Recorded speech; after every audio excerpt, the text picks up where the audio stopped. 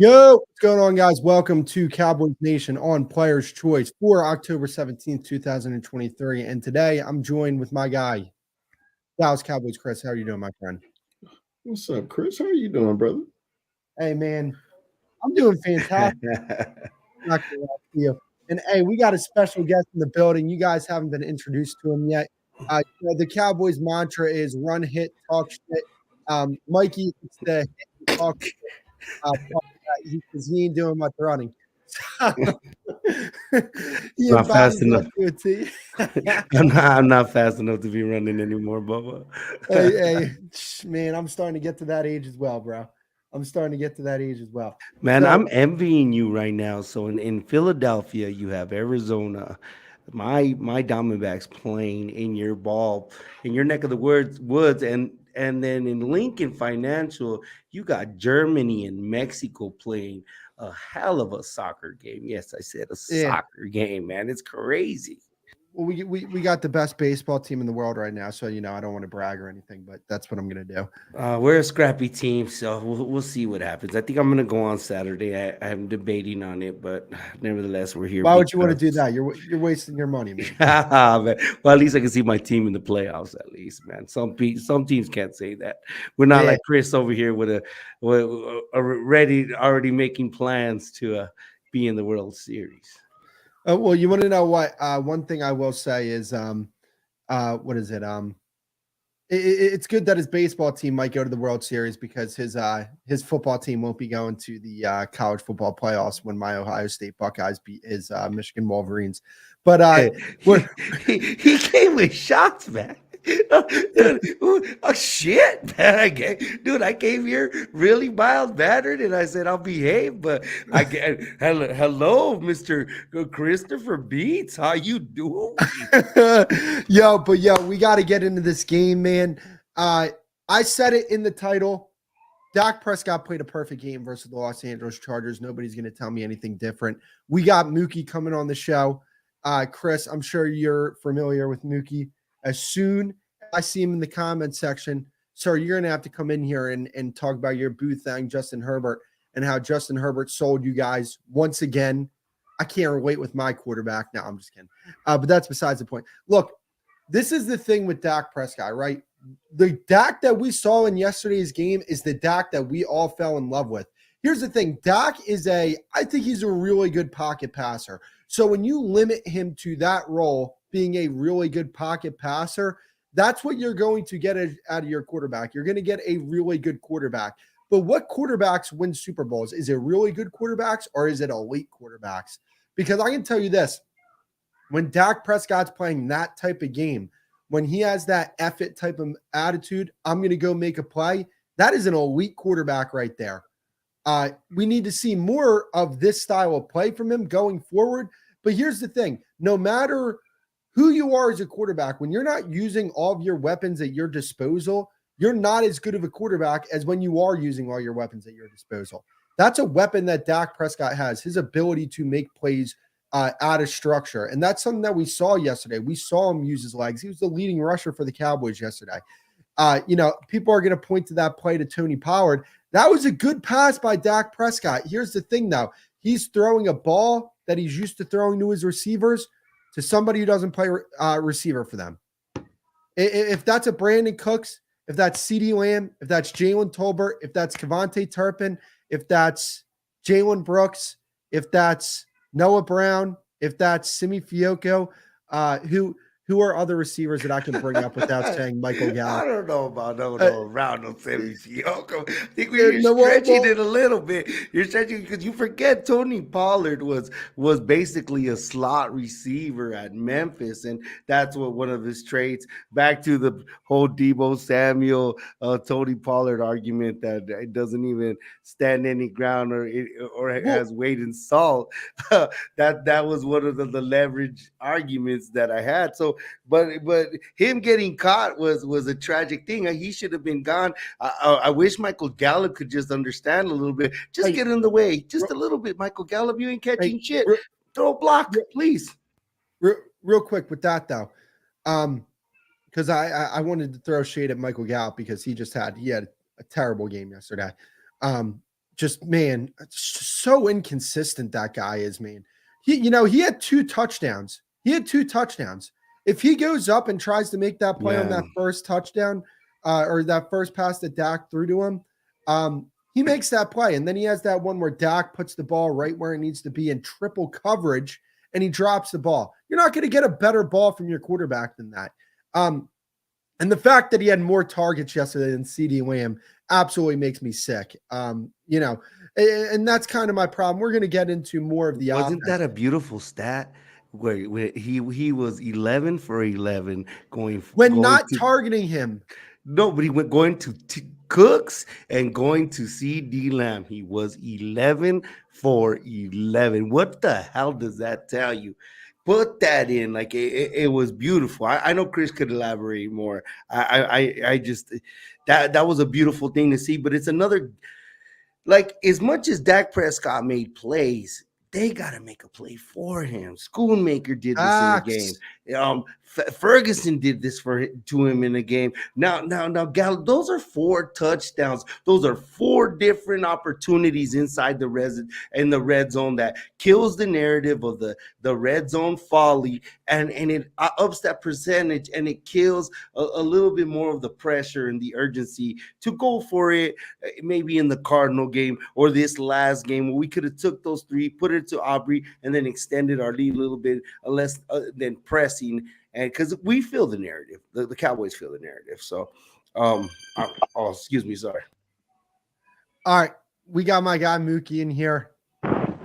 Here's my thing, Mookie. I'm not somebody who slanders Justin Herbert. I respect the skill of Justin Herbert. I know that he is a tremendous quarterback. One take that you have that I want you to address right now. Do you still believe that Derek Carr is a better quarterback than Dak Prescott?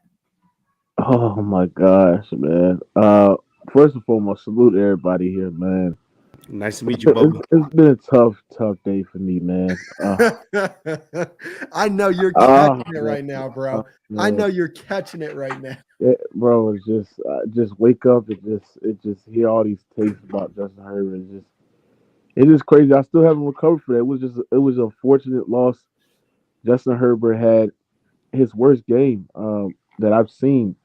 One of his worst games, man, and he picked the wrong time to have his worst game, especially on national television. Facing a team like the Cowboys, if he would have went on and played well against the Cowboys and beat them, I mean, that would have upped his MVP race, right? And the fact that he missed a lot of plays, man. He missed a lot of the passes that Justin Herbert usually make. He just didn't make it, right? And I think that wasn't just Justin Herbert. It was induced by the pressure that he was getting. We might not have the sacks. That's a cause and effect. That's true too. And I would give a shout out to your Dallas Cowboys defense. They did a great job. I didn't know they was going to do this because I think that's the one thing I see for the Chargers offense this season. They've been doing a great job in running the football under Kellen Moore. The fact that the Cowboys stopped the running game for the Chargers, bro, and just literally pressured forward and just got to create pressure with their interior linemen and really made Justin Herbert very, very uncomfortable in that pocket. And then their coverages downfield was really, really great, despite Justin Herbert missing some passes. The Dallas Cowboys defense was really, really tremendous, but especially in the red zone. I know they had some couple touchdowns in the red zone as well, but for the most part, their defense was really, really great. I feel like the defense won the Cowboys that game. Dak is, what I'm saying. And about your question, Mr. Cowboy, yes, I do think Derek Carr is better than Dak Prescott. Oh man, allow me to butt in. No, hold up. What the fuck? Hear what I'm saying. I do want to add on to something real quick before we get into that. I want to add on to something real quick. That's the way the Cowboys want to play defense, though. One thing that they did a really good job of was playing against the run. And when they can stop the run and get teams into 3rd and long so that they can let their pass rushers tee off, that's the type of defense they want to play. That was the prototypical ideal defensive situation that the Cowboys were in against what I think is a really good offense. But back to what you were going to say about your BS about Derek Carr, and you're going to have to answer now to this is the what I'm big sitting fella there about saying. this. You're going to have to answer to the big fella about this. Is what I'm sitting there saying. Football is the ultimate team sport. It's all about your situations, bro. I can assess talent and look at what situation they're in, and they're not able to enhance their game because of their situation. The talent is there, but they're not able to enhance their game. If I put Justin Herbert or Derek Carr in the Dallas Cowboys situation, right? The Dallas Cowboys will be the ultimate favorites going to the Super Bowl because, like I said, Ultimate. You said ultimate? yes, absolutely. So Jesus. they would be the ultimate favorite going to the Super Bowl, especially if they had a quarterback like Justin Herbert. First of all, Derek Carr, if you get that O line, that elite level O line that Dak has, not only that, you give them that elite level defense that y'all have. I understand that y'all defense been up and down, but for the most part, the Saints have a good defense. They do, but like I said, who's let the big fella eat this who's a better play caller, Pete Carmichael or Mike McCarthy? You sure about that? Pete Carmichael. Yes. Mike what's that McCarthy, one dude? What's that one meme? You sure about that? Yes, Mike McCarthy clears Pete Carmichael as a play caller. Pete Carmichael is one of the worst play callers in the league right now. So if I put Derek Carr in that situation, the Dallas O-line is way better than the New Orleans Saints. It's not even close. Please, y'all Dallas Cowboys fans got to understand this too. Chris. The reason why Dak looked good yesterday is because he played a mediocre defense. The Chargers defense is terrible, bro. And like I said there and said, bro, that's wild work. It's not wild. You just been blasphemy. Hold on, Cowboy, listen to this. That's the reason why Dak was able to look good. You know, Dak against elite level defense is not playing well, bro. Oh, that's what. Hold up. No. We're not doing this. Hey, right Beats, now. just let Chris get at him, dude. I'm sorry. Hold up. No, because I got questions. No, I know. I got him. Are the Jets? That's not an elite defense. Yeah, they just beat? So what? Dak had a good game against them. He had a really good game. I think Mark McCarthy called a good game, but yeah. What about the Eagles from last year? The Eagles from last year had an elite defense. Now. Yeah, but you named me 2 games. Yeah. What's the hold on? Dude, those are like the 2 of the last 10 games that they played. Cowboy. What is the whole measuring stick with Dak's career? Dak is not a type of quarterback that could consistently play well against elite level defense. It's amazing how everybody is an expert on Dak Prescott. Name me the quarterback that all you guys. We don't give a shit about your quarterback, but you could judge my quarterback like you are an analyst. Hold up, big fella. It's your turn. Nah, Mookie. It's big fella's turn. He hasn't said a word all stream. Go ahead, big fella. Well, I hadn't had the opportunity because I didn't want to interrupt. I'm just sitting here listening to Mookie, and I thought we were going to talk some real football, but apparently, we have been titled as delusional fans, and I just sat here and I was listening to this gentleman say that Derek Carr is better than Dak Prescott. Absolutely. Wow. And he's 100% confident in it. And that's stay off the weed. that's what I'm so confused about. Tell me. I mean, if you can just break it down. I can tell you why Derek Carr is better. Okay, I'm listening intensely because I gotta hear this. Okay, I'm gonna tell you why Derek Carr is better. Derek Carr has a stronger arm than Dak Prescott. Not only that, Derek Carr is a better improviser than Dak Prescott. Not only that, Derek Carr is more accurate than Dak Prescott. See, here's the thing about Derek Carr. Derek Carr, I know people are going to sit there and say, well, Dak Prescott won a playoff game, Derek Carr hasn't. Well, if you look at the situation with the Oakland Raiders, it was probably one of the worst situations of any quarterback. And I would say in the last 7-8 years, Derek Carr has played with historically at least a top 25 defense on average. Dak Prescott has one of the league's best running backs. Dak Prescott has always had an elite level offensive line. Dak Prescott has always had great talent on that defensive side of the ball, and he still choked his pants in the goddamn postseason. I never once see Derek Carr in a situation that Dak Prescott at where that can enhance Derek Carr's ability as a quarterback. Because most of the time where Derek Carr has been at, He's been with inadequate play calling. He's been with terrible defenses. He's been with terrible offensive lines as well, right? If I put Derek Carr on a situation with the Dallas Cowboys, that's going to enhance his ability. He's already talented. He's not the most talented, but I think Dak Prescott and Derek Carr is on the same tier, but Derek Carr is better because he has a stronger arm. Not only that, he's more accurate as well, and I think Derek Carr in the pre-snap is better than Dak Prescott as well, bro. And he's better than Dak at recognizing coverages downfield. Whether you're talking about zone. Hey, bro, have you ever seen the movie Donnie Brasco? Have you ever seen Donnie Brasco? This guy stinks. You sound like Lefty trying to describe the difference between a Cadillac and a Lincoln, and you said more horsepower like 3 times. Watch Donnie Brasco. All right, so hold up. Let Big Fella cook. No. Big Fella, you respond. I was listening, and I wrote it down too. He said he's more accurate. He has a stronger arm. And Derek Carr has never played with a top 20 defense. That's what he said. Okay. But he left out Derek Carr did go to the playoff against the Cincinnati Bengals and did nothing. Derek Carr did have a chance to get into the playoffs and last year and didn't do nothing. They always looked at he had the best tight end in the league at one point, Darren Waller. He had the best running back in the league at one point. Darren Waller was never the best tight in the league. No. You gave your opinions. Now it's my time. Okay. I let you go with your opinions, and and they were all wrong. You might as well say David Carr is better too. I mean, because the car you driving is going straight off the damn road. Why do you think? Why do you think the Raiders got rid of Derek Carr? They didn't get rid of Derek Carr because he didn't have a top 10 defense, or he had a stronger arm, or he was accurate. They got rid of him because he sucks. That's why. If you got a hell of a quarterback, it is no way you're just gonna release him. Man, you didn't get nothing for him. Man, goodbye.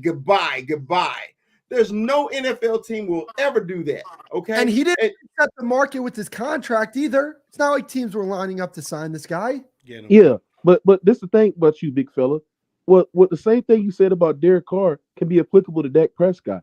First of all, I've seen Dak Prescott multiple times in a postseason game literally shits his pants and not get the job done. How are you David blaming us? Hold on. Let him finish. Hold on. You sit there and say, "Oh, why the Oakland Raiders got rid of Derek Carr?"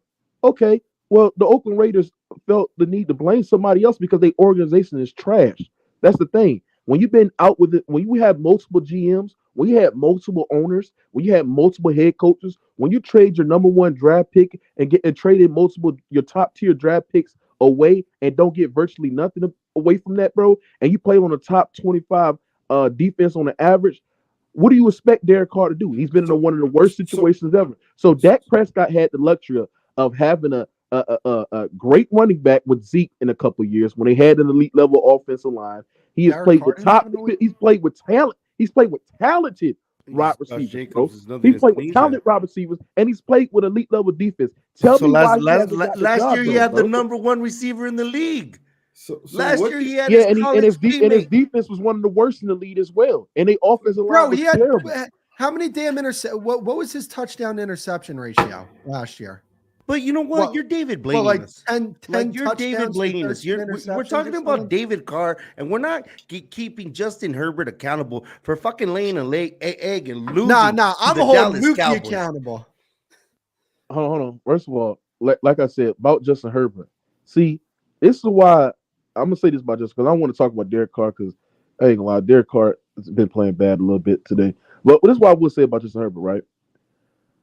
The expectations for him is just off the roof. Like when he has a bad game, the way that people crucify him and sit there and say that he ain't clutch and he ain't this, he ain't that, is just when you look at the chart, who was in his draft class? That's why three times this year they could have won their games. Draft class? Who's in his draft class? Hold on. But this is the thing. This is what I'm. That's why there's a high standard for him. Justin Herbert's offensive line is not good, bro. Like they're okay, but like in key situations, like within 2 minutes, or in the crunch time in the game, Their offensive line has gave up big sacks that have been a loss of negative yards and forced the Chargers in third and long situations. Their offensive line, for the most part, in the game against the Cowboys, has been okay. But like I said, they didn't establish no running games, and at times where they had lanes to block a defender downfield, they just couldn't create those lanes to establish a running game as well. And then they gave up that big sack to Marcus Parsons as well. That's why I sit there and said, well, Justin Herbert played bad. If Justin Herbert played better than what he did, I believe the Chargers would have won. But like I said, let me interrupt real quick. Let me interrupt real quick. Let's start back from the beginning. You talk about the pressure on Justin Herbert. Look, it's Charger fans in the media already said that he was ordained to be the great quarterback. He's already better than Dak Prescott, and all he did was go to one play. Hold on, all he did was go to one playoff game. All he did is go to one playoff game and had a 24-point lead and got their ass dusted. That's 27-point lead. And then, okay, he's better than Dak Prescott. Okay, you talked about his offensive line. The Cowboys' offensive line is trash at this time. Okay, yes, Dak Prescott was running for his life, and he completed passes. Did you not watch the game last night? Okay, Justin Herbert had wide open receivers. Also, he missed the passes too, but he's better than Dak because y'all said he's better. Not the eyeball. He is better. He is not better. Yeah, he improved it last night. Big fella. Put on the field. Okay. Hold on, big fella. No. Put on the field. Who made the plays last night? Field, big fella, and look at Justin Herbert. Look at Dak Prescott. Dak Prescott don't even come close. Jerry Jones, if he had an opportunity to do this stuff, he would trade Michael Parsons. He would trade Trevon Diggs, and he will go get Justin Herbert if he had an opportunity to go get that, bro. Like I said, it's not even close with talent. Yes, Justin Herbert played bad. That's cool. But like I said there and said, bro, Justin Herbert, the injuries with Justin Herbert, because the passes that Justin Herbert missed, he don't miss that on a consistent basis. I feel like the injury played a part, but like I said, don't sit there and let this game time a part of it. Dak Prescott has never been on Justin Herbert level. It is not even freaking close. That's right, because he's always wins. You're right. You are true, Mookie, because he wins. He wins more. His winning position is better than your quarterback, Justin Herbert. And he's beat your quarterback twice. He beat your quarterback twice, head to head. He's beating your quarterback head to head both times we've beaten him head to head.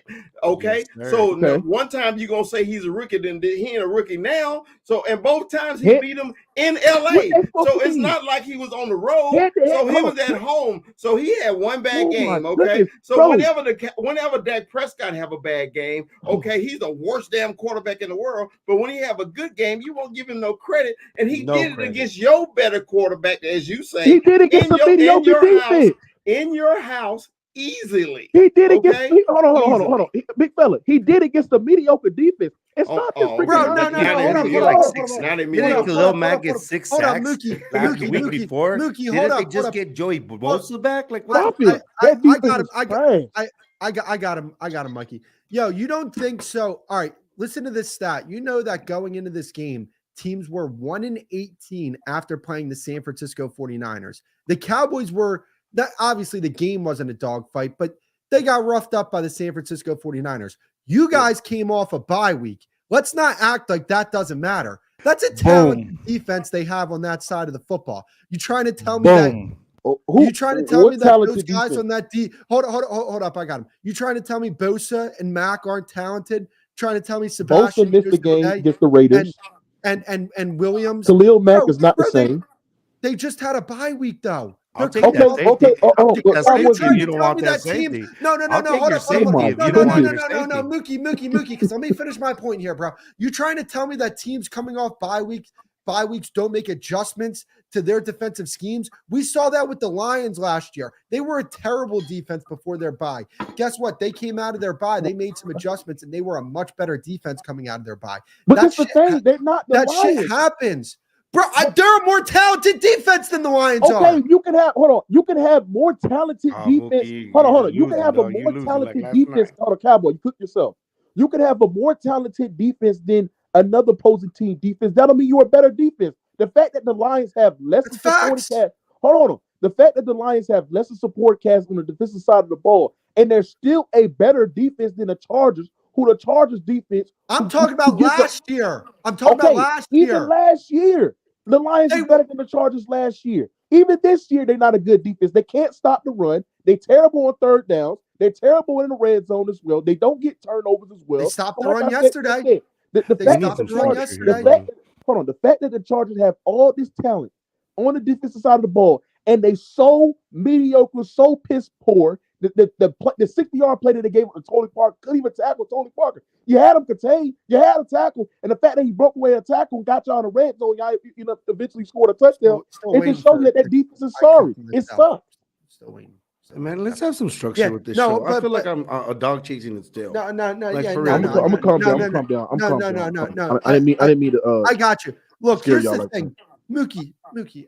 We all know Justin Herbert is a more talented quarterback than Dak Prescott. He has a better arm. He has, he's more accurate. Traits that you want, all the traits that you want. But bro, let's not act like Justin Herbert doesn't fold in the fourth quarter, bro. This is the third time this season he's folded, bro. Third time this season is Rue in the house? Is the spirit of Rue? I get so tired of that. Bro, okay. So Cowboys.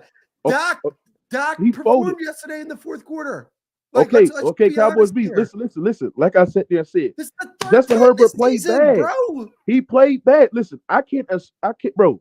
I'm shocked at how bad he played because I know how consistent Justin Herbert is.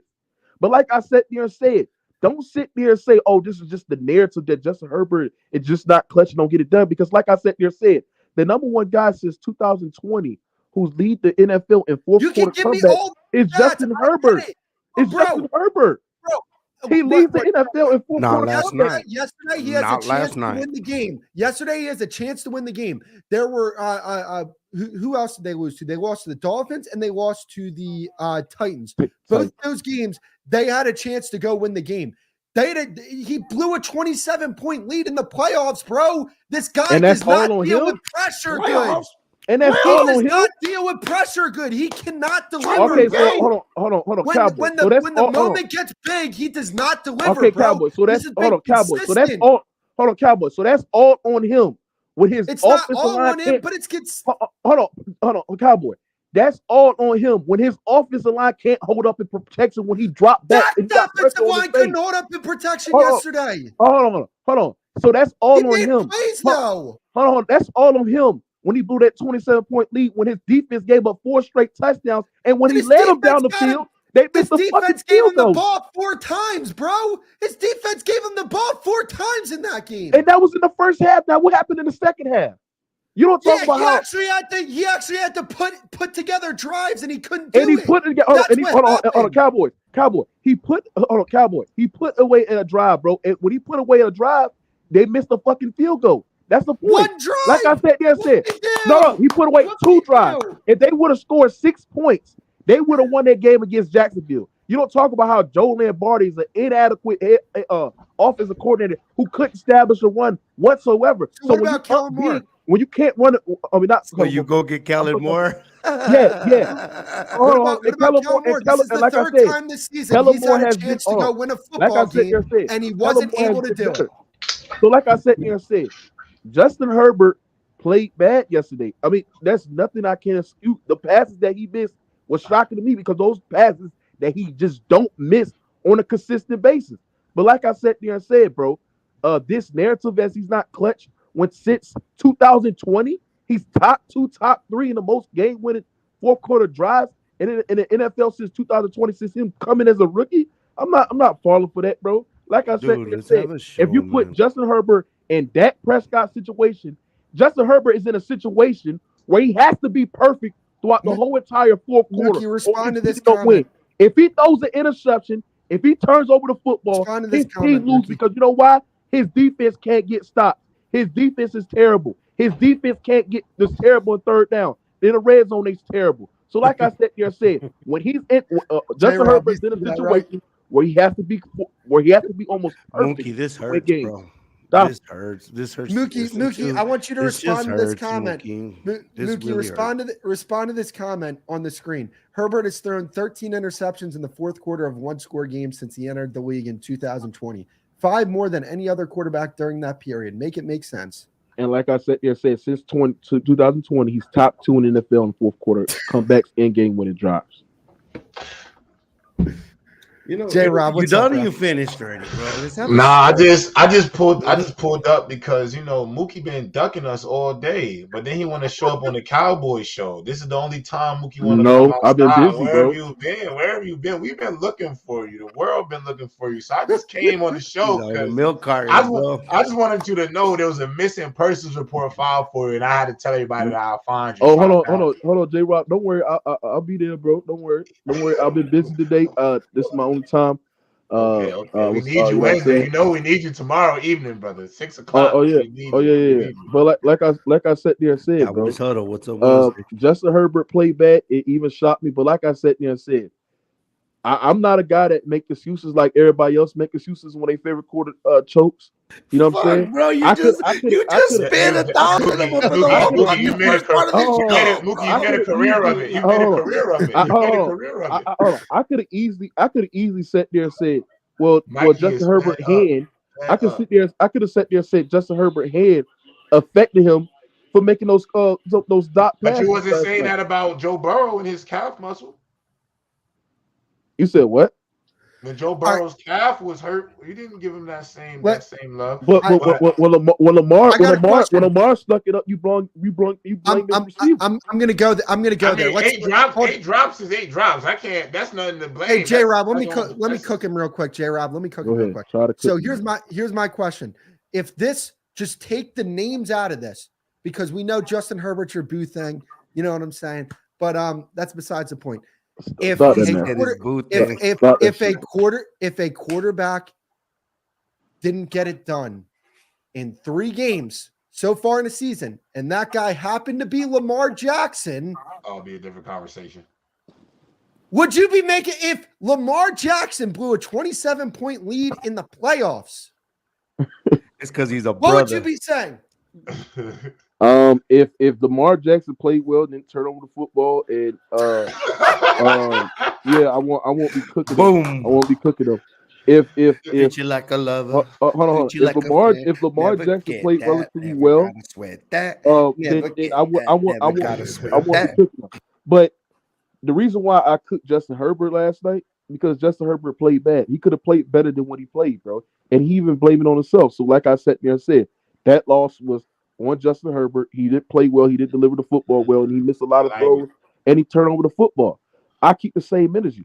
I could have even sat there and blamed his hand. I could have sat there and said, well, the reason why Justin Herbert played bad is because of the hand. But no, like I sat there and said, this has been the longest 40 fucking minutes of my life. Yeah, this is the Cowboys show. Longest 40 minutes. Hey, Cowboy, I just want to come up and say show love to you, big fella, and Mikey and Cowboy. Yes, I've been low What's key, up, big dog? I've been a fake Cowboys fan this year. Not really, just for Cowboy. I like what y'all got going on. I see Mookie up here. I just wanted to see what type of cop-outs he make, but he don't seem like he's making too many cop-outs right now. Hey, Bubba, do you watch the huddle? Do you ever watch the huddle with G Hampton #1 up? I suggest on Wednesdays. What's up, Wednesdays? Yeah, I'll check it up. Yeah, I'll check it out for sure. Yeah. Hey, J-Rob, real quick, because I want to get your thoughts on the game. What do you think about the game last night? I do think I'll say this. Obviously, Cowboy, you and I are both fans of like morning sports television. All of these analysts, I understand that a lot of them are Cowboys haters, and it's the trendy thing to do is be a Cowboys hater as a mainstream media analyst. But to say that they aren't impressed by this win, I think they're being disingenuous, because one, I think it is really hard to win in the NFL in any facet.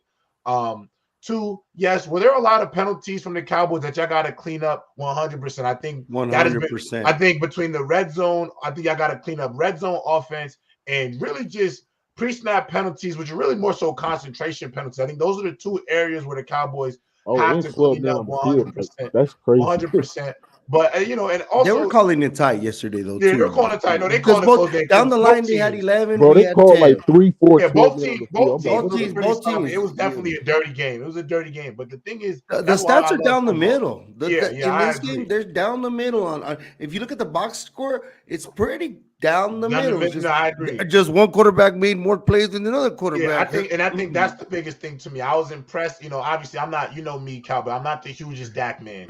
If Jerry Jones considered trading away all of y'all, 2 of y'all first round picks to go get Caleb Williams, I wouldn't blame him. I don't think Dallas Cowboys fans wouldn't blame him. I think there's a lot of good quarterbacks in this draft. However, I was impressed by him this past game. I think he made enough plays. Going 2 of 4 from the red zone. Obviously, you want to cash in on all 4 red zone trips. You cash in on 2 of them, which I think has been better than some of the performances I've seen prior in the red zone. And I think this was 100% a great confidence booster, because I think Dak said it best. You did not want this thing to landslide where you start stacking up these losses, because that seeps into a locker room. And I think this was going into a bye. Great. Yeah, going into a bye. You want to go into a bye with a win. I think this was great going forward. I will say this, though. What are your thoughts on going ahead and trying to bring in a Derrick Henry? Look, I love Tony Pollard. I played against Tony Pollard in college. He played at Memphis. I played at University of Connecticut. When he was at Memphis, they used him at every other position except running back. He was a slot guy, a return man, more of a scat back type, try to get him the ball in space in a lot of ways. And I just think in the run game, you guys need a little bit more balance from an inside attack. Yes, sir. He needs the thunder to his lightning. Yes. They do. I like Dowdle, though. They need to give him more. But we need to give Lipke the ball a little bit more. We need to give Lipke the ball, because he is the thunder. He's the white thunder, and he could be the chocolate lightning. But that's what we need. That's what Zeke provided. And his 13 carries, he would get 7 yards, almost 7 yards a carry with those 13 carries, and then Zeke would just pound the meat, soften the line, and pause. Pound the meat. No, I'm just saying. I know, but Skip Bayless stuff. You know what I mean. I'm not advocating for Zeke to come back, and we do miss those. But I'm missing touchdowns. Those a little bit. But we're missing that one running back that tenderizes the defensive line. All right, pal. Speaking of which, the Phillies are winning 10-0 right now. I don't even know what. Let's go. Are y'all Astros or Rangers fans? I'm a Diamondback fan. I'm from Arizona, okay. big dog. Okay. So they stayed in Phoenix anyway. But that's what we need. That's what I've been advocating. That's what we've been advocating. We need to see Lipke a little bit more.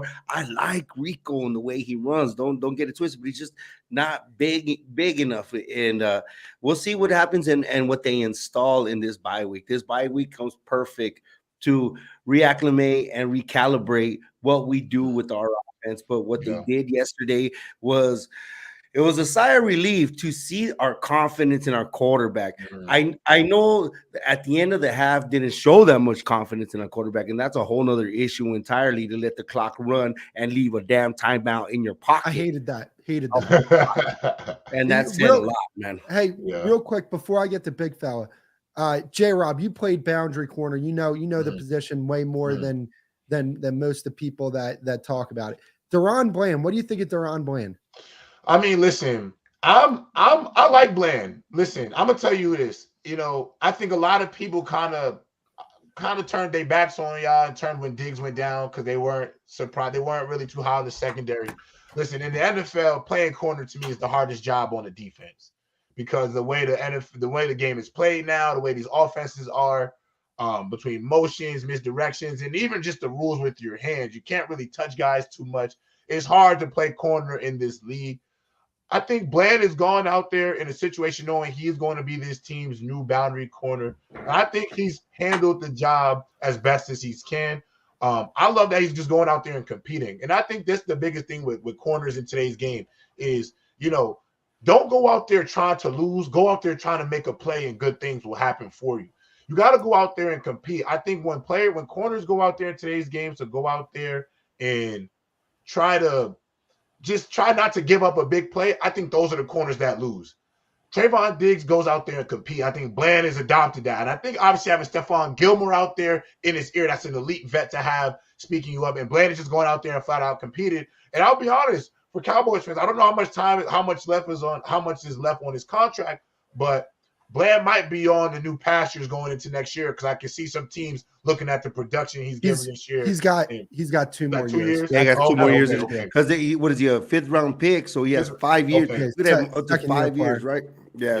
So J Rob, what's that? Because he played slot corner. What's that transition like from playing slot to going to boundary? I mean, it's harder, but I actually think it's harder to play in the slot than it is to play in the boundary. Because the two-way directions.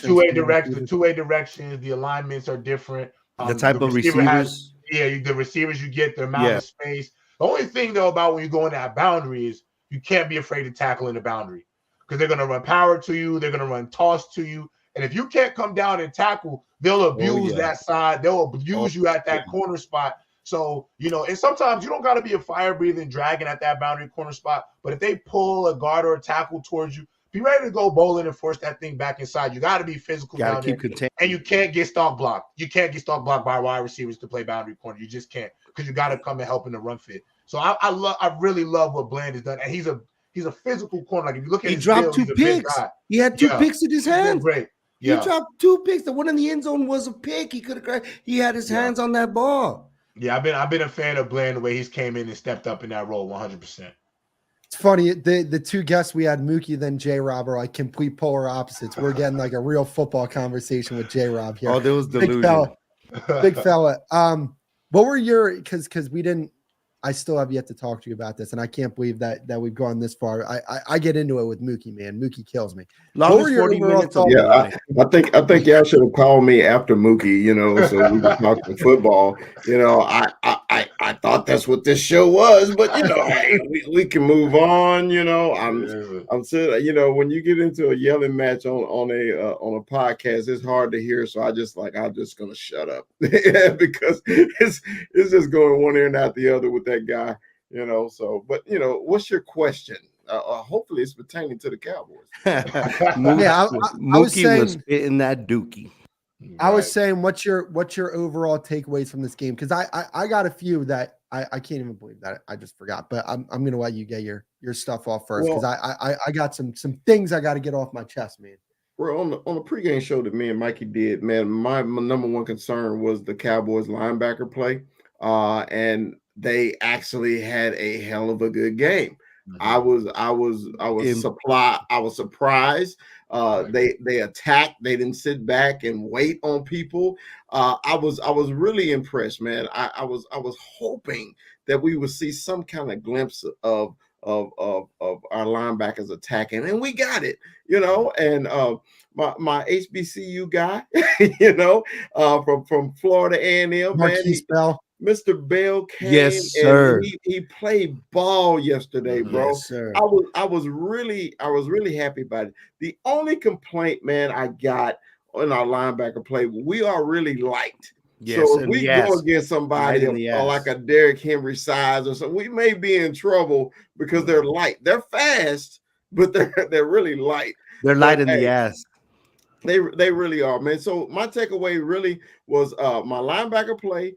And also, I was worried about my Michigan man, Jordan Lewis. He didn't have a good game at all. I wanted to go talk to him. I say, Jordan, man, you got to represent the blue better than this, baby. But Keenan Allen, well, I mean, that's what happens when you've been messing with the Michigan boys, man. The Michigan boys do that to you. Keenan Allen has our ass. Keenan Allen does this to us, man. So then my other takeaway, man, we asked about consistency on our offense. Okay. It was glimpses, but what I was really happy about, I said on our show, I said I wanted Dak to get up off the mat and show me what he had. Okay, are you gonna dwell on these critics talking about you all the damn time? Or are you gonna feel sorry for yourself? Or like that saying, there's no crying in baseball. It damn sure ain't no crying in football. Don't nobody care at all if you're crying. So I just wanted to know if he had that mental toughness after we got mollywopped in Santa Clara. Was he going to come to L.A. and play some ball? And Dak played ball yesterday, man. And that's what I want to see him to do. I want him to do this every week. I want him to play ball, man. Quit worrying about that outside nonsense. Play ball, play your ball. And I'm glad that Mike McCarthy let him throw the ball down the freaking field instead of this dump pass crap. Dump. And he's throwing the ball with accuracy, unlike Mookie say, well, he ain't got no accuracy. But, he had accuracy and he only missed that one ball to Tony Pollard that would have put the game away earlier. But if he had that ball back and he connected, man, the game's over early. Yeah. We in victory formation. Yes, sir. I got a few things about this game though that I want to talk about. So first off, the thing is with the Los Angeles Chargers and their defense, they got talent on that side of the ball, and they're coming off the bye as well. Yeah. They were going to come into this game, and you're coming off San Francisco. That's why I feel a lot better about the offense than I did the prior week. I still think they have a lot of things they got to work on, no doubt about it going forward. I think Mike McCarthy doesn't have faith in this quarterback. And At all. My thing is this: if you don't have faith in the quarterback, let somebody call plays who does, which is Brian Schottenheimer. You want to call the plays, Mikey? Yeah, or go get another quarterback if you don't Mikey have to play card. No, if it was evident.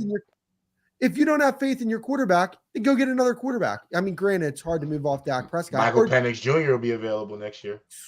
Hey, man, look, if you're telling me Mike McCarthy or Dak Prescott, I'm keeping Dak Prescott. I'm sorry.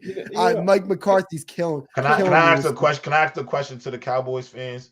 And be completely unbiased, fellas, because I really want to hear your objective points of views. Let me take off my hat. Y'all can't sit here and tell me that y'all have been impressed by the offensive play calling by Mike McCarthy. No, and that's what I'm getting to. At all. That's why it was a breath of fresh air. Go ahead. And that's what I'm getting to, right? Like, how many times do we have to see Tony Pollard? A gap. Bro, it's not working. Like, and not only is it not working, it's like first and second down, A gap run, 1 yard. Then it's 3rd and 9, and Dak Prescott has to pull something out of his behind. And usually a lot of the big plays he made yesterday were out of structure because Mike McCarthy's play calling is trash. I'm going to be honest with you. Trash. I think the league is just getting ahead of him, man. That's what it seems like sometimes. And what's crazy is he called a great game against the Jets. Y'all also had short fields to work with. That's one of the bigger things. I had those short fields to work with. Definitely. Absolutely. But, I'm completely unimpressed with Mike McCarthy as a play caller. I hope that Brian Schottenheimer gets the roles because he's not going to call the game scared like Mike McCarthy does, because you're not beating any of these high-level teams playing scared football. You're not. Penalties, I hate to see it. I really do. Undisciplined. And it's something I've been saying for years now. It's like, we got to clean this up. That's on the coach, Cowboy. I'm telling you right now, that's on the coach. Facts. It is on the coach. And it's on both coaches. It's on the head coach and it's on the defensive coordinator. 2 times yesterday, 12 men on the field. 12. One was a timeout. They had to call a timeout. Bro, that's on the coach. Offsides. How many offsides penalties do they have? That's undisciplined football right there. Right. And you're not going to win games playing undisciplined football. The way this defense is set up is they want guys going 130%, high motor. But the thing is, this defense is so damn talented, they don't need to have that type of, crazy high motor to be effective. If they just play sound, disciplined, assignment type football like they're doing in Cleveland right now, they'd be just as good of a defense as Cleveland. But let me rebut that because they played on their heels versus the Niners. And you see what happened. They played on their toes this time around. No screen got out. You saw Marquise Bell smell it out. And of course it helps because we knew what Kellen Moore was throwing. Right. So that aggression was more controlled aggression, and they played on their toes and they would smell stuff out. You saw Damone Clark was our starting middle linebacker. I thought they were going to move Micah there, but they left Micah where he was, and I was impressed with that dude controlling that. Ron Curtis needs to be more of a leader and be more disciplined. That's on him, man. I agree. Hey, I agree. That's not his position, though. Me and J-Rob talked about this. He is an off-ball linebacker who can play on the edge. You know what I'm saying? But are you talking about Michael Parsons? Micah Parsons. He's an off-ball linebacker. Here's the thing, right? To me, answer me this question. What's the difference between a sack and a tackle for loss that, costs the offense 3 yards? What's the difference? There is no difference because, it's the same situation. Micah Parsons can shoot gaps, get in the backfield, and make plays in the backfield. playing as an off-ball linebacker. He can't do that. He's not doing that. A lot of holding edge. power. Dude, Brian Baldinger did a good thing on Micah. Yeah, he wasn't on the stat sheet until the last sack that he made, but he affected the game. There was three guys I would say on more him. so as a pass rusher, though. As a pass rusher, he was a problem. I think personally, I don't know if this edge rusher decision was really the best move to just move him as a primary edge rusher. I think the sack that he got, he was in the three gap. But he moved inside. Yeah, three technique. Yeah, he was in three technique. You know, the problem is with me. Why is he getting more snaps as a one technique defensive lineman than an off ball linebacker? That kills me. Fine, like if you don't want to play him at linebacker, it is what it is.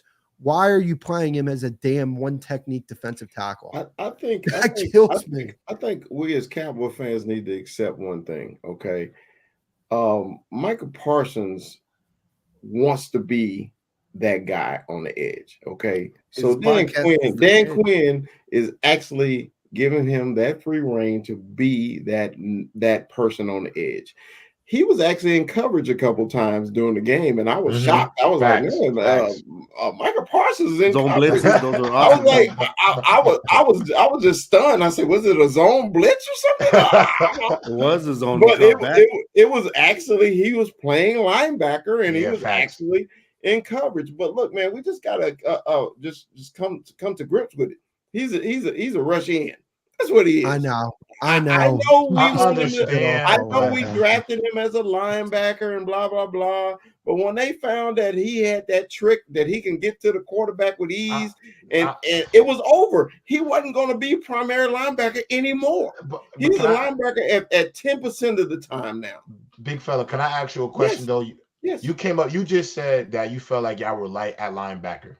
And which I remember that was like light in the ass. I don't got big linebackers. I got fast linebackers. Yes. My thing is you already have that other linebacker that's not light in Michael Parsons. And I love the fact that y'all decided we are going to let this boy rush the passer because that is his best attribute as a defensive player.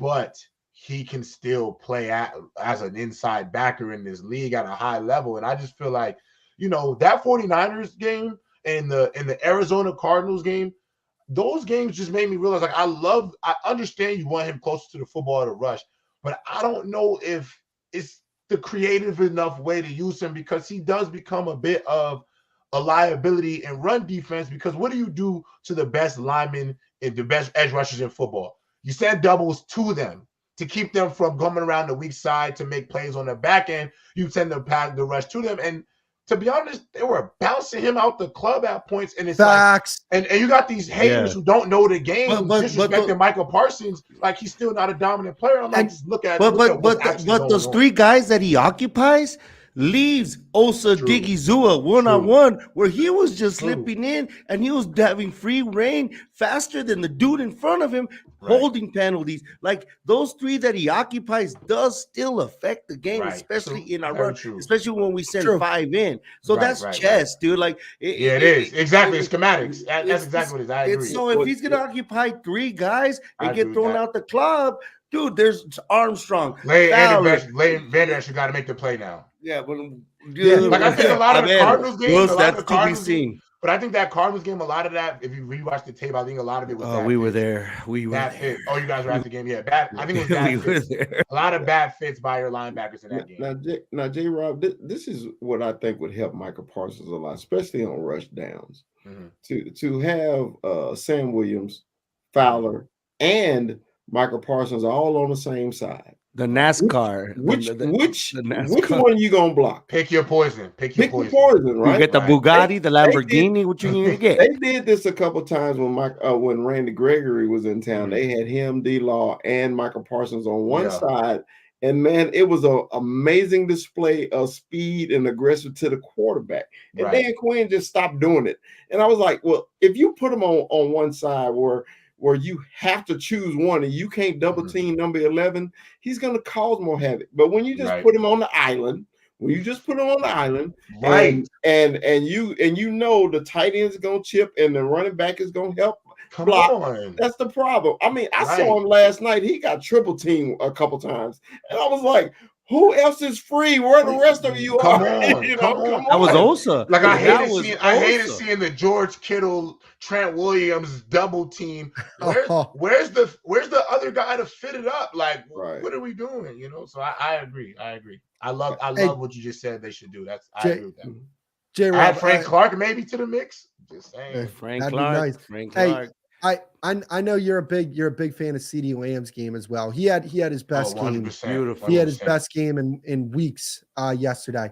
Yo, I'm tired of the disrespect. The Brandon Ayuk comparison lost me. It lost me. Bro, Dude, I'm tired of the Arizona disrespect. State. Bear down. I'm tired of the disrespect towards this man. You have Richard Sherman coming out here saying he's not a number one receiver, which is absolutely wild. Yo, that was ridiculous. It get a little ridiculous. CD Lamb's remember, those shows are like wrestling, all right? They got their heel and their baby face. Yeah, that's the thing. Cowboys are like, heels. Yes, the Cowboys. Like, they're not so, like, gonna you get gotta understand love, that you're not gonna get legit. We turned into the legit sports, shows, or the legit optimistic or without a narrative. Of course we'll have our Mookies, and Mookies are cool. You do your Mookie.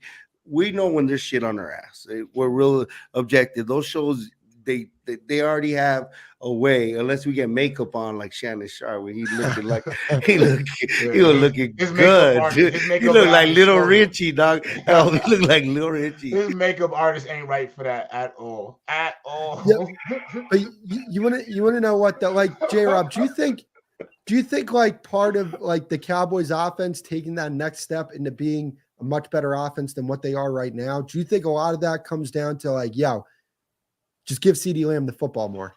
I mean, listen, I personally think CD Lamb is a premier receiver in the league just because one thing about CD Lamb that he does better than a lot of receivers in the NFL is he is phenomenal after the catch.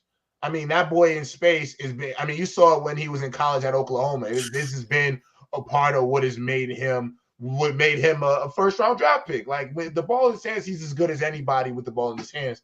I think Mike McCarthy is about creativity. You understand that defenses are going to key on where CeeDee Lamb is at on the field at all times. But if you do, like, what did the Bengals do with Jamar Chase this year? That has completely opened him up even more for them. Not only do they have him at the X receiver, they put him in the slot. They put him in motion. They put him in situations that get him the football. Same way with Tyreek Hill in Miami. That was the difference in this game. We had CD too much in the slot. Then they put him at the X and at the Y. And when you put him out on the boundary, then he's a legit one. A legit one's going to be an X or a Y. The gadget guy, leave the gadget guy. That could be Cooks. That could be Tony Pollard if they want to put him there because he's that. But they put him out there and it worked. It worked. They gave him all those 10 feet of space. Gallup to get going though. Gallup has to get going. He has to get going. He has to get going because he needs to balance out the passing attack. He's the other piece that has to balance it out. He has to get going at some point. Either he has to get going or they gotta look towards. They might have to. Yeah, they may have who I actually met last week. Jalen's trying to get his head out of his ass. Maybe go get Mike Evans. Maybe go get Mike Evans in the offseason. In Dallas, that would be dope. Hey, that would be so dope. Well, I agree, man. There'll be players available. Michael Gallup has been, he's too damn inconsistent. Like, he had the 2 games against, I think he played good against Arizona and New England. Last 2 games, just, man, he's way too inconsistent for me. Yeah, he had 3 drops. 10 targets for Michael Gallup compared to 7 targets for CD Lamb is just ridiculous to me. Just ridiculous to me. All he has to do is give Asante Samuel a little nudge, get in front of him a little bit, and Pollard house it. Like, if you see that play, this dude just get in front of him. He just pulled up, then he realized, oh shit, and then Asante Samuel just ran by him, made the tackle on Pollard. Don't get it twisted. Pollard should have took it, housed it, but that's just another thing. Early. My biggest fear with your team, with you guys' team this year, is just 100%. Is really the red zone. I think that's what scares me the most. And 2, the mental game right now, that the 49ers have a mental advantage over y'all right now. That's what I personally think. Facts. I think it's felt by the fan bases in the locker room. I think right now it's a little bit more of a mental hurdle than it is a talent on the field hurdle. And so I think those are like 2 key areas that are important to overcome for y'all success this year. red zone scoring 100%. Obviously clean up the penalties, but that whole big brother thing that 49ers got going on over here, that you have to, because y'all will see it. You're going to see him again. Well, it's just it's a matchup thing, bro. Like that too. It's a matchup. We just match up horribly against them, but we match up good against the Eagles. We could daddy the Eagles, but the Eagles could daddy the 49ers. That's just the way it is. That's the way it was in the mid-90s with Green Bay, Dallas, and San Francisco. Green Bay had San Francisco's number. I'm not saying that San Francisco had the Cowboys number, but they had the capability of beating Dallas. But Green Bay would whoop up on San Francisco. We'd beat San Francisco, and we would daddy Brett Favre. It's just matchup. It's just a matchup issue. Big fella gave the answer, though, to get past the 49ers. And I think also if you look at the Cleveland Browns game against the 49ers, there's two things that stood out to me 100%. Get that NASCAR formation on the line and send that pressure at Brock Purdy. And I'm gonna say this too. I know a lot of people want to do this, but y'all need to go out there and play that man coverage. Throw off the timing of them routes. Go compete. So I feel like that was one of the biggest reasons why the Cleveland Browns gave them so many fits. Is they went out there and rushed the passer and played man coverage and made Brandon Ayuk have to be great. Make these guys get open. Make the Jennings 15 Jennings, make him get open. Make these guys make plays and disrupt the timing for Brock Purdy. He played his worst game of the year, and y'all have the pass rush in order to do that. I think like I said, some tape to watch. They played on their toes in this game. They played on their heels in the last time. Just evident in the way the results were. Gilmore got that on a one-on-one. That last interception. They bump and run one-on-one. He couldn't front him. Game's over. Game is over. So they're still adapting without losing Trey. Trayvon was bigger than we thought. No, that was huge. His presence, his I hate using the word swagger, but what he brought. He told Dak to shut the fuck up. You know what I mean? Do you imagine what they brought and what they lost? Hey guys, I'm gonna have a late dinner with my lady. She's been waiting for me. So Mookie took a lot of my damn time. So thank you a lot, Mookie. But tomorrow, What's Up Wednesday, Cowboys Huddles here, YouTube. Thank you a lot, Beats. Hey, bro, it's nice meeting you. Mikey mic'd up. I see you tomorrow, big fella. Love you. You know what's up. Puro Pichi Cowboys. You already know. Yes, sir. We're about to wrap up here. But that's the thing though with San Fran. Like now you have tape of a defense playing good football against San Fran. J-Rob, last thing real quick. I was telling Mookie about this because he was like, man, the Chargers defense sucks. And I'm like, they're not really a great defense, but they got talent on that side of the ball. And they're coming off that bye week, which matters, because then you can make adjustments to your scheme. Like we saw from Detroit last year, they weren't a very good defense. And then they made some adjustments during the bye week and they played much better football coming out of the bye week. Then you had Dallas coming out of that San Fran game, who I didn't even know about this. Going into that game, teams were 1-18 coming out of that game against San Francisco, against Dallas. I didn't love how the offense looked yesterday, but is it weird for me to feel like optimistic coming out of this game, even though they didn't have about the offense, even though they didn't have a ton of success? At the end of the day, in perspective, I think because football is such a week by week league that sometimes, we overreact to a lot of things as fans. But in perspective, it's week 6. You know what I'm saying? It's still only week 6. And 4-2 going into a bye looks a lot better than 3-3 going into the bye. I think this is a great time for Mike McCarthy to look. I think the one thing they have to do is go into this bye week and say, offensively, how many times can we really get CeeDee Lamb to football? How can we allow CeeDee Lamb to dominate games because he's that type of receiver? And I feel like going into a bye with a win against a good opponent in the Chargers, I think most people think they're an upper echelon team, even though I personally do not. I never really have. I think most people think Justin Herbert is just upper echelon, and that is another conversation for another day because I think he's just more of a top 5 talent. Don't know if he's a top tier quarterback though, but I'm not going to get into that whole spiel. Cowboys fans to me should ultimately be really optimistic going into this year because look, as the year goes on, you start licking your wounds and you build your callus as a team, and you can get hot late. A lot of confidence comes towards the back end of the year. I think November and December are the most pivotal times of the NFL season. And realistically, the Cowboys still can find themselves right in the thick of the NFC. I think just because of the 49ers outcome, that should not be the determining factor on the Cowboys. I think most people, if you look at this team and say they can't do anything in the NFC, you're being a bit disingenuous. Now, I will say this too, and I hate to be this person, Cowboy, because me and you got a big debate. You're good. Got to a big debate about this guy, and I gotta admit though, it's still up to the quarterback though. I think big fella hit it on the nose. You gotta be able to drive that ball downfield. The dinking and the dinking and dacking. That can't be the recipe. You got to be able to get that ball downfield, and I think that is important. And you have to establish a legitimate run game. That's facts. No, no, definitely, no. Here's my thing with Dak. We talked about this earlier in the season. He's got all the tools. He's just got to, he's got to finish. And if he finishes this year, nobody's gonna be talking crazy about him. Or even if like he puts up one of those Josh Allen performances in the in like an NFC championship game or something like that, like the one I think he'll be forgiven if they lose in the NFC championship. I think it all will be forgiven just because, there's been so many question marks to even get there that.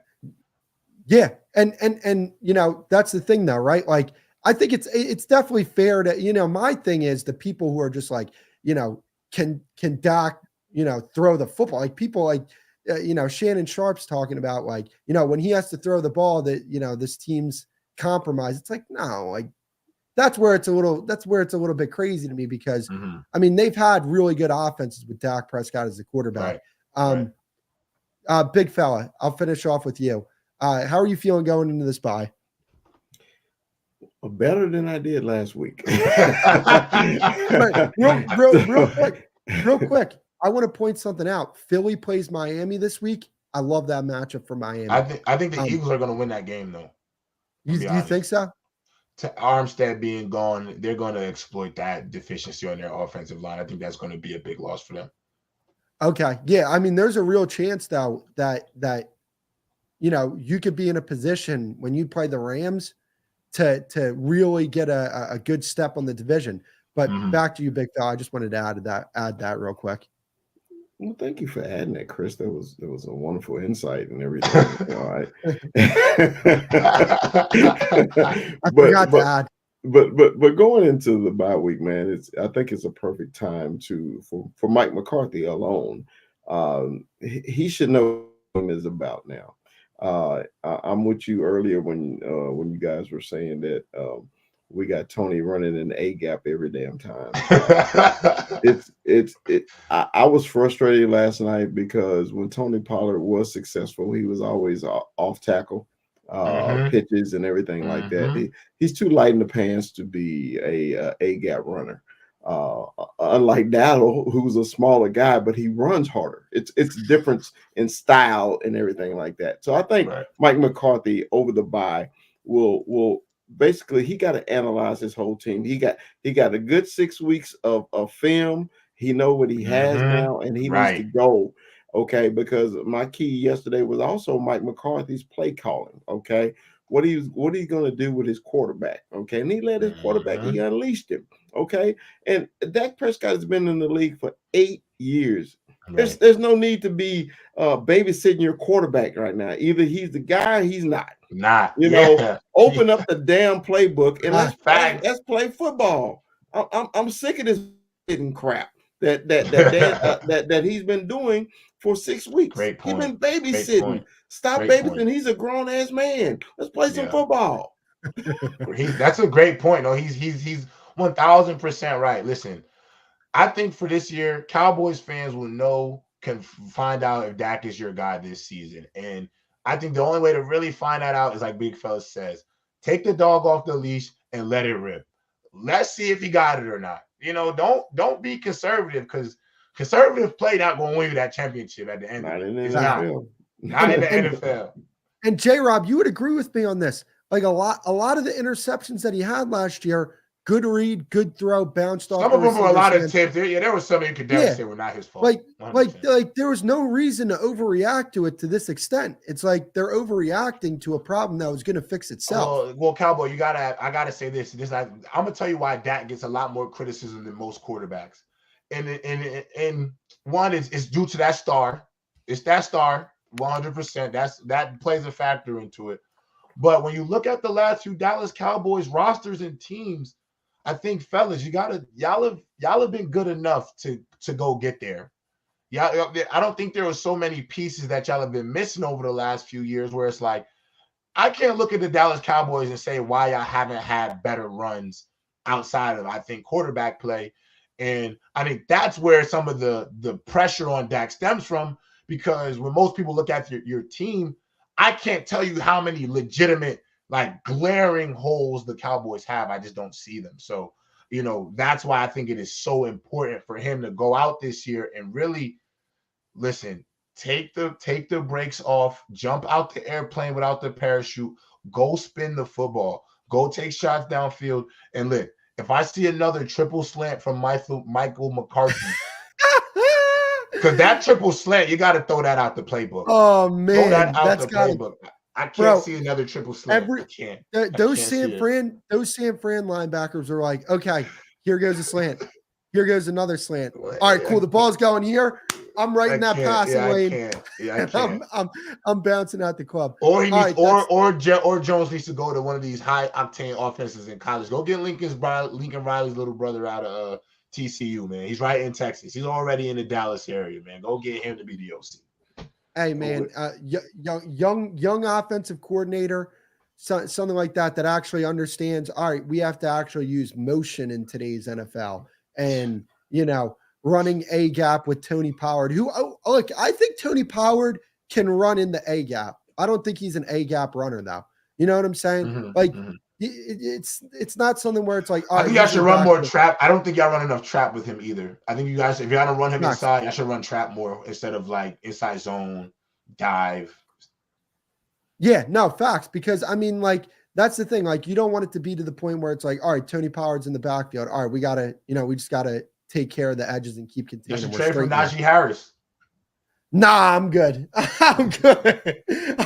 Hold up. Who said that Najee Harris wasn't a top 25 running back? Who said that on he's been playing for one of the worst offensive lines though in the last 3 years. I need to know who said that, because they had me cracking up, man. Like, they were really dead set on that team. I'm giving a lot of grace to Najee Harris. I'm giving him grace. I feel like it's all horrible. But it's been awesome hanging out with you guys, man. Yeah, absolutely, J-Rob. You're welcome on anytime, real quick, bro. before we go, Beat, real quick. Oh, I heard what you said about my Wolverines. Okay, I heard what you said. You thought I forgot. It's been a while. I want you to know where I stand. I want you to know right now where I stand on this thing, buddy. Hey, I am Ohio State to. I want to tell both of you choke eyes something. Okay. We'll see you in Ann Arbor. Yo, listen. I want you to know. I know you're thinking in yourself right now. I know you're thinking in your head, Kyle McCord ain't nothing. We got these boys in the bag this year, 3 years in a row. I want you to know your reckoning is coming, big fella. Hey, St. Joe's Prep. Listen, I'm telling you, it's going to be the Marvin Harrison Jr. show. The defense, our defense looks the best it's looked in the last 2 years. Right? I cannot wait till the last game of the year. Yo, J-Rob, did you ever play against them? You ever play against St. Joe's Prep? No, because St. Joe's is in Pennsylvania. They played in the prep league. I didn't play prep league. I played Group 3 public. They're producing some great players. I want you to remember, big fella. Remember who dominated the decade? Who has dominated the decade? These last 2 years are just a blip in history. Okay. Heroes, hail to Michigan, the leaders, and J-Rob, I want you to know it is absolutely poetic justice that you are also a Michigan Wolverines fan, because you're not only a fan of the Dallas Cowboys, you're a fan of the Dallas Cowboys of college football. That is the Michigan Wolverines. Hey, what I will both say American teams, both American teams. Yeah, both American teams. St. Joe's Prep's been producing some great players, man. Yeah, DeAndre 100%. Swift, John Runyon, Marvin Harrison Jr., all them dudes. Hey, listen, man. All I'm gonna say is them Cowboys fans, if Dak don't play good towards the back end of the year, I hope y'all watch that Michael Penix Oregon game, man. That was something special. He's special. He is special. He's nice. He's nice. He's nice. Special, no, I special, agree. yo. He's special. He played a hell of a game the other He night. was no doubt about freestyling it. with his teammate before the game, and then went out there and dropped 2 buckets. Now I that's am expecting a call from J Rob and Chris in November. We should just have a watch party together. We should all just watch the game. I want you to call me personally and say, Chris, I was wrong. And then next time, if y'all lose, are you gonna say to us? What do he call us? Nut eyes? Nut eyes? No, suck eyes. Suck eyes. Oh, and then next time J Rob's in Dallas, he'll sign your Michigan wall. Definitely. Yeah, I'll definitely sign. I'll come with a Ohio State jersey on. I'll sign the wall from yours truly, J Rob. Go Buckeyes. Go Buckeyes. Oh man! All right, boys. All right, fellas, this it was awesome. great. Yes, all right, sir. thank you for tuning in, everybody. We'll see you next Tuesday. Go. Peace.